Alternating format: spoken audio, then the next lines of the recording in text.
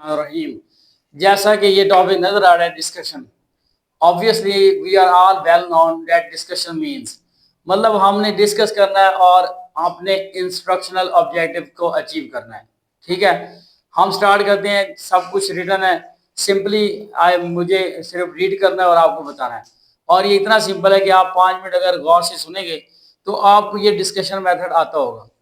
तो इसके लिए टाइम क्या है, इस टाइम रेंजेस का मतलब होता है ये 20 मिनट्स का भी हो सकता है, 25 का भी हो सकता है, 30 का भी हो सकता है, 40-45 का भी हो सकता है। तो इसमें होता क्या है, हमने डिस्कशन करना है, स्मॉल ग्रुप्स कम्युनिटी क्रिएट करेंगे, डिस्कशन करेंगे और क्या अचीव करेंगे, इंस्ट्रक्शनल ऑब्जेक्टिव्स। तो अपने ऑब्जेक्टिव अचीव करने के लिए वो क्या करेंगे, जैसे टॉपिक का नाम लिखा हुआ है डिस्कशन।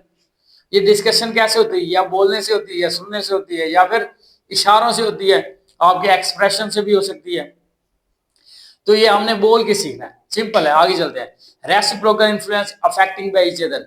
हाँ, आपके जो एक दूसरे से बात हो रही है उसमें तजाद भी हो सकता है, और तजाद जो है ना वो आपको इनिशिएटिव देता है, फायदा देता है, ताकि आप इस डिस्कशन को ज्यादा प्रमोट कर सके और बढ़ा सके। Participant use available time to communicate. हाँ, लेकिन टाइम लिमिट जो है ना उसके अंदर आपने बोलना है। 2 ग्रुप्स हैं तो हर ग्रुप का अगर 3 से 4 मिनट या 5 मिनट का टाइम है तो within due time he will have to finish his discussion और टाइम्स वी कैन जो भी उसने बोलना है। ये था सिंपल। हमें टॉपिक से ही नजर आ रहा है कि हमने क्या करना है यहाँ पे। तो इसको हम रिवाइज नहीं करते, हम सीधा प्रिंसिपल पे जाते हैं। तो इसके प्रिंसिपल जो है ना वो 4 हैं। एक तो है एक्टिव पार्टिसिपेशन, नजर आ रहा है, ज़ाहिर है डिस्कस करना है तो एक्टिव पार्टिसिपेशन होगी। फ्रीडम ऑफ वर्क, आपने यहाँ वर्क तो नहीं हो रहा तो आपकी फ्रीडम क्या होगा, freedom of thinking but concern topic, in accord to your concern topic. आगे ग्रुप वर्क, ज़ाहिर है आप टीम में होंगे, एक ग्रुप इधर होगा, स्मॉल है या बड़ा जो भी, एक दूसरी साइड पे होगा अगर आपकी डिस्कशन चल रही है तो, या टीचर बच्चों के साथ डिस्कस कर रहा है कोई भी टॉपिक। इक्वल अपॉर्चुनिटीज, ये नहीं है कि सिर्फ टीचर ही बोलता जाए, वो अपनी बात करता जाए, बच्चों को टाइम ही नहीं मिल रहा, और या बच्चों को टाइम मिल रहा है तो 2-3 जो है वो बोल रहे हैं, बाकी जो है वो खामोश सुन रहे हैं। तो इस तरह में नहीं है, इक्वल अपॉर्चुनिटी देंगे तो इसका फायदा है डिस्कशन मेथड का। तो इसके प्रिंसिपल जो है वो इंपॉर्टेंट है। एक्टिव पार्ट्स में बड़ा आसान है, फ्रीडम ऑफ वर्क और ग्रुप वर्क, ये आपको वैसे ही याद रह जाएगा। इक्वल अपॉर्चुनिटी आपको एज आपकी मेच्योरिटी है, आप लोग सेंसिबल है, सब आपको पता होना चाहिए डिस्कशन में सबको इक्वल चांसेस मिलने चाहिए। तो ये ईजी है, आप खुद ही इसको यानी कि मैनेज कर सकते हैं। नेक्स्ट है प्लानिंग फॉर डिस्कशन। तो डिस्कशन करने के लिए आपने प्लान तो करना ना एज टीचर। सबसे पहले आपने क्या करना है, टॉपिक चूज करना है एज इट इज। जैसे हम किसी भी मेथड को, लेक्चर मेथड है, जो भी डिमॉन्स्ट्रेशन मेथड, एक्टिविटी मेथड है, जो भी हम मेथड यूज करते हैं उसमें हमने टॉपिक तो अनाउंस करना ही करना होता है। फिर फ्रेज दी डिस्कशन टॉपिक, फिर उसको हमने फ्रेज करना है, उसको हम यानी कि मीनिंगफुल बनाना है। फिर आउटलाइन दी टॉपिक, हमने एक टॉपिक की आउटलाइन बनाते हैं, हमें पता है ये चीजें हमने करनी है। फिर प्लानिंग डिस्कशन स्ट्रेटेजी, फिर किस स्ट्रेटेजी में हमने डिस्कशन करनी है, कौन सी हो, किस तरह की हो। जैसे कुछ मैंने स्ट्रेटेजीज लिखी हुई हैं, जैसे कंसंट्रिक कंसंट्रिक सर्कल्स। मैंने कंसंट्रेशन को सबसे अपना इम्पॉर्टेंट और सबसे फेवरेट वर्ड पहले लेक्चर में मैंने कहा था। तो कंसंट्रिक ये यहाँ पे यही आया है, यानी आपने कंसंट्रेशन करनी है और ध्यान से सुनना है। यहाँ पे 2 तरह के सर्कल बने होंगे, 2 तरह के ग्रुप्स होंगे। दोनों ग्रुप्स जो है ना वो इक्वल अपॉर्चुनिटी के साथ बात कर सकते हैं और कन्वे कर सकते हैं एक दूसरे को। ये एक तरह का ये है डिस्कशन स्ट्रेटेजी। दूसरी फिश बॉल स्ट्रेटेजी, उसमें क्या होता है, जो इनर है फिश बॉल, बॉल के अंदर लगा लें, ऐसे एग्जाम्पलीफाई कर लें, जो अंदर है वो ही सिर्फ बोलेंगे, बाकी सिर्फ सुनेंगे। ये भी एक डिस्कशन मेथड है। आपको अगर किसी ने कुछ बताना है प्रिंसिपल ने तो वो आगे बता के चला जाएगा। आगे टीपीएस, थिंक पेयर शेयर। पहले आप लोग डिसाइड कर लें आपने क्या सोचना है, क्या कौन सी चीज प्रेजेंट करने जा रहे हैं। फिर उसको पेयर अप कर लें, मैनेज कर लें, या दोस्तों के साथ पेयर अप, दूसरे तरह का पेयर अप जो होता है 2-3 मिल जाए पेयर अप कर लें। फिर आप आपस में शेयर करें। ये जो आपने ग्रुप पे किया ये बड़ा अच्छा है, एलिमेंट्री लेवल पे या हाई स्कूल या हाई स्कूल लेवल पे TPS, think pair and share. आप 2-2 3-3 के ग्रुप बना लें, उनको कोई एक टॉपिक दे दें, एटम, आयन, मेटल का, या कोई बायो का, स्पीशीज, पॉपुलेशन का। उनको कहेंगे भाई इसमें एग्जांपल सोचें और फलां एग्जांपल आपने देनी है, या कोई डेफिनेशन के बारे में सोचें, या कोई नया आइडिया सोचें।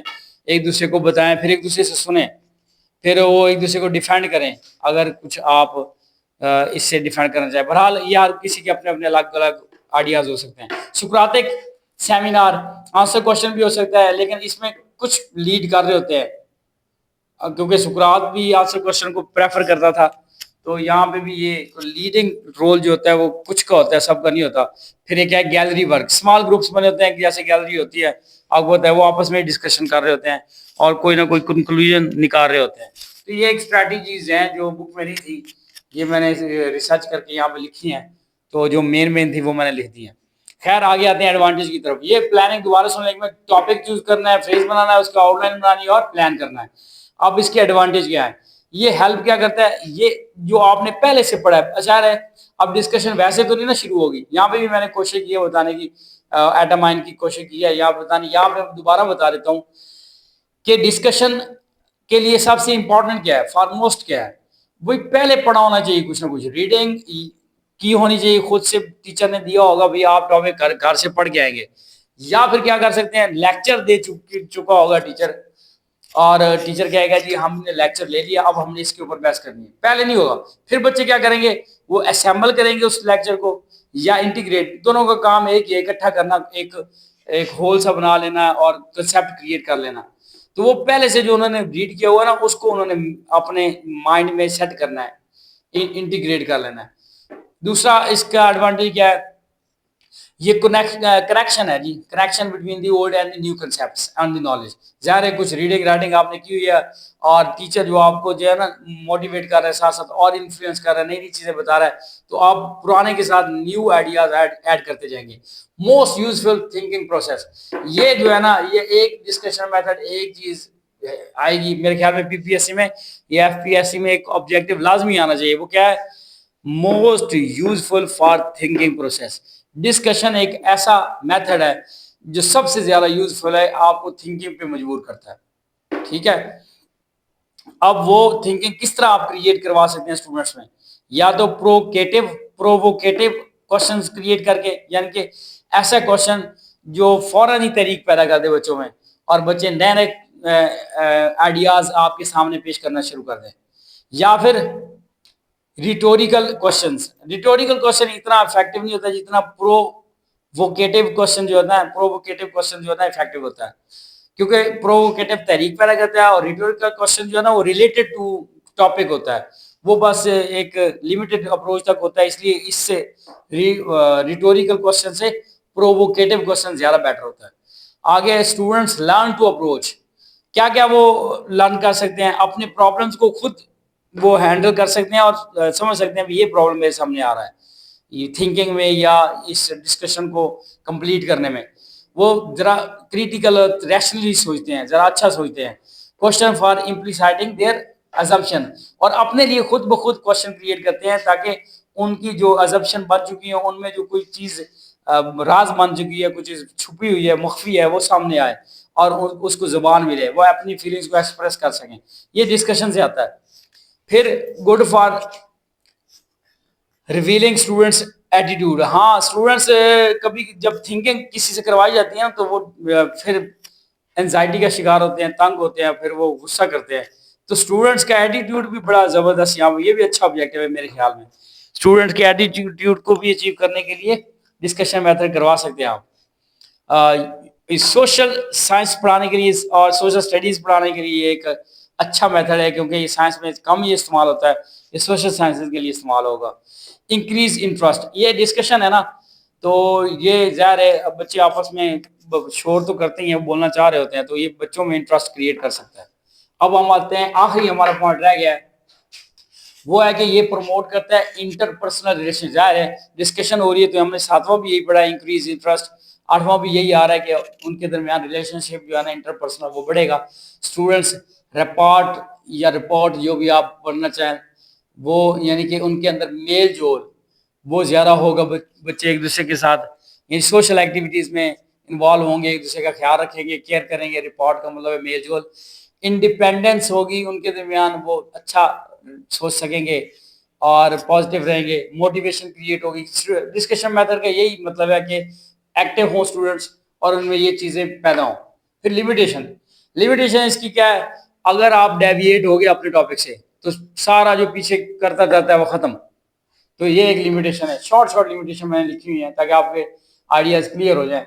फ्यू डोमिनेट्स, ये हम यहाँ पे पढ़ चुके हैं। कुछ बच्चे एक्टिव होते हैं, पार्टिसिपेट कर रहे हैं, आगे वाले 3 4 5 7 10, पीछे वाले बच्चे सुन ही नहीं रहे होते, तो ये फ्यू डोमिनेट्स होते हैं। क्रिटिकल थिंकिंग प्रॉब्लम, ज्यादा बच्चे जो है ना इतना क्रिटिकल, इतना हट के सोच नहीं पाते, तो उनको आपने साथ साथ बूस्ट करना होता है। साथ साथ उनको आपने ये वाला जिस क्वेश्चन हमने कहा था प्रोवोकेटिव, आपने साथ साथ उनके साथ आप खुद डिस्कशन, बाकी स्टूडेंट्स आपस में अगर डिस्कशन कर रहे हैं तो आपने उन स्टूडेंट्स के साथ डिस्कशन करनी है जिनको थिंकिंग, क्रिटिकल थिंकिंग में प्रॉब्लम्स हैं।